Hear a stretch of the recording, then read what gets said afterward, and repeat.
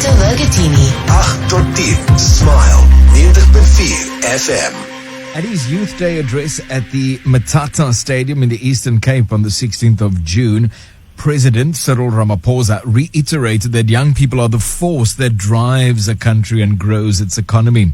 Filling us in on how they're turning the dial on empowering our youth through the development of their NextGen program is the ServiceNow practice lead at Quintica, Andrew Doherty. Mr. Doherty, good evening and thank you so much for your time. Good evening, Benito. Great to be on your show. Thank you. Andrew, what is the NextGen program? So the NextGen program is, we're actually really proud to be the first ServiceNow partner in Africa to participate in this global program. The main aim of the program is to address the skills gap across the information technology sector by providing opportunities for young people to train, reskill, and upskill through the program, all with the aim of recruiting local talent. So the program provides technical training and certification as well as employment opportunities, looking to bridge the gap of entry-level talent in the country. And who is assisting Quintica with this NextGen program? Who are your partners in this? So we've partnered up with ServiceNow.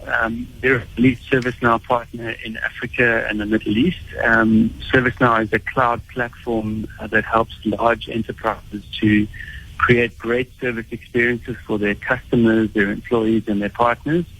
And our team helps those customers unlock the power of the platform by creating workflows for any functional area of the business, legal, supply chain, to HR and to IT departments. So really it's the teaming up of ServiceNow with Quintica to deliver this program for Africa for the first time. How long is the program being run? So the program, actually, it's a global program that's seen already 7,000 participants through the program. This is the first cohort that's being run in Africa with an intake. We initially went out looking for applicants in November, December last year of 2021, and we were thrilled when we had over 300 applicants looking to apply to the program. That really is a wonderful response. Take us through that applicant selection process. I imagine it couldn't have been too easy. So, yeah, not an easy task, but we ran a rigorous interview selection process. Out of the 300 applicants that we had, we selected 5. And really what we were looking for was people that had a hunger and a passion to learn and grow. Every one of the applicants came from a different background, but they all shared very similar ambition. And that ambition was to really retool themselves for the start of a new career in the ICT sector. Through that interview process, we looked for those people that possessed, that passion that would really help them to grow and take on board the skills they would need to fuel the beginning of their new chapter. What has been the impact on the students after attending this program? So, Benito, the impact has been, I think, significant. It's early days for the program. Like I said, it's the first cohort for Africa, but this is just the beginning. We plan to run another one later on this year.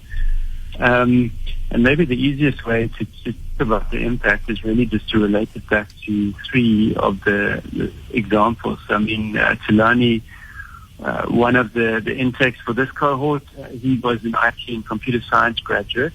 He unfortunately had been retrenched. So for him, this program has now provided him the opportunity to be re-employed and to get back on a platform where he can start earning an income to support not only himself but his family.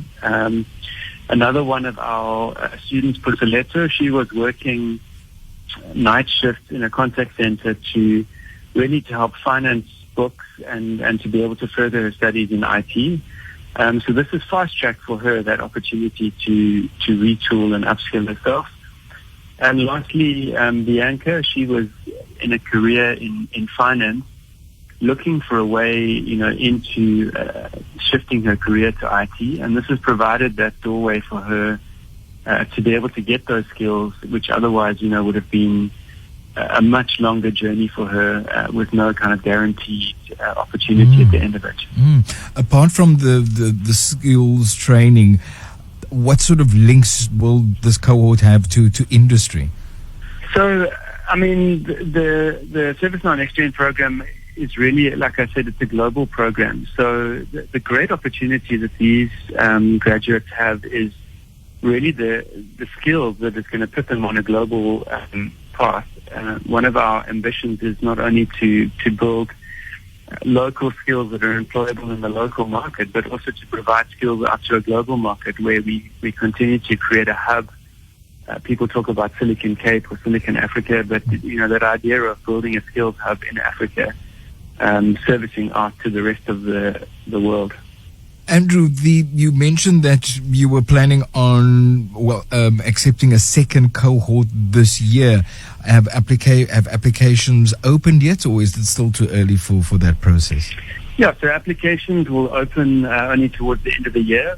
We wanted to make sure that this first cohort was really successful and that each of the successful graduates was placed in employment. So we should hit that milestone towards the end of August, and then we'll be looking to open up the application process for the next wave. Andrew Doherty, ServiceNow Practice Lead at Quintica. Appreciate you joining us. Andrew, thank you so much for your time. You're welcome. Thanks, Benito. Take care. The Honest Truth with Benito Vergotine. Smile 90.4 FM.